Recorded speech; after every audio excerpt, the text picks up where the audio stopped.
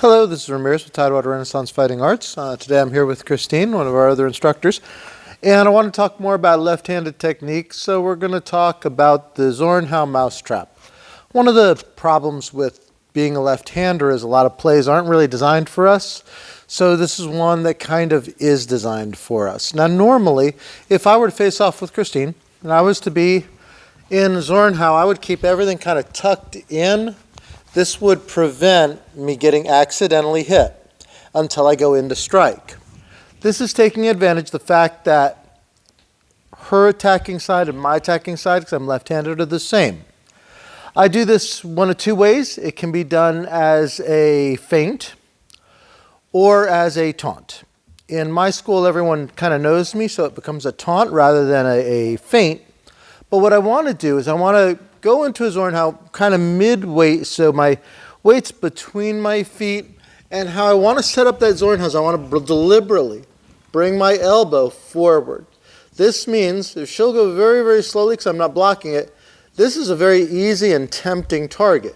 It assumes that I'm not smart enough to bring my hand and elbow down. So like chess, sometimes you have to put a piece out that someone thinks, oh, this is a mistake, but it's actually perfectly planned. Instead, as she initiates her attack, I'm going to step backwards and complete my Zornhau to her attacking side. She's going to present a blade that's actually, and her arms, as a closer target for me as she steps in. That's the advantage.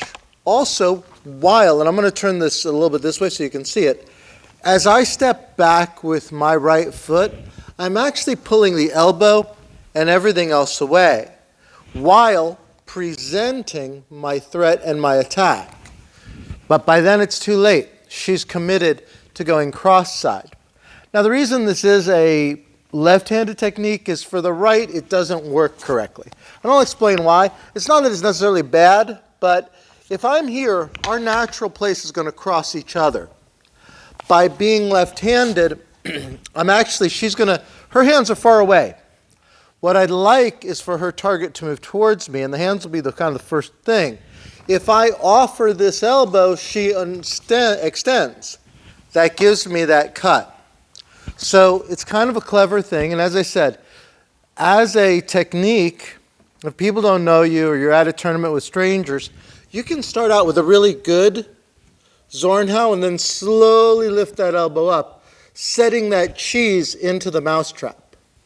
So that's why I call it Zornhau Mousetrap. We offer the cheese, and then the cheese goes away and the trap is sprung. If people kind of know you, like how I fight here in the club, a lot of times I will literally go up to them, here's my arm, here it is, here, don't you want it, don't you want it, and they kind of know.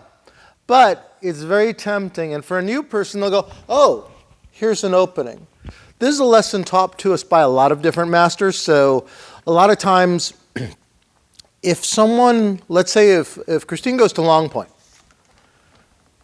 there's not a lot of openings, and I'm hesitant to engage. The best way to set up an attack is by creating some type of opening. So a lot of times when Christine and I fight, she will go to a low guard. And when she does, she is offering a target for me to hit.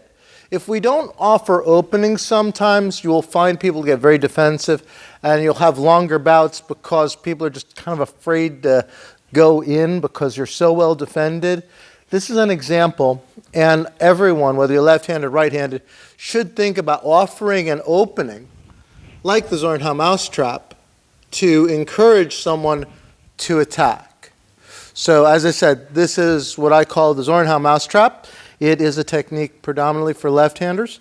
Now right-handers can do it too, but it feels weird, and it works against left-handers. So if Christine actually presents her elbow, then it's like, okay, there it is. This can work in counter. It's just very counterintuitive for a righty to want to do that, because if I was a righty and we did that, that's just a bad idea overall. So we want to be careful.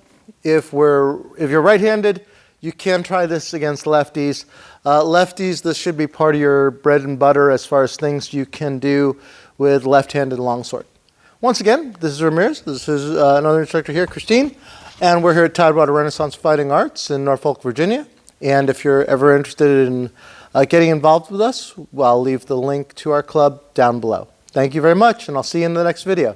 Bye.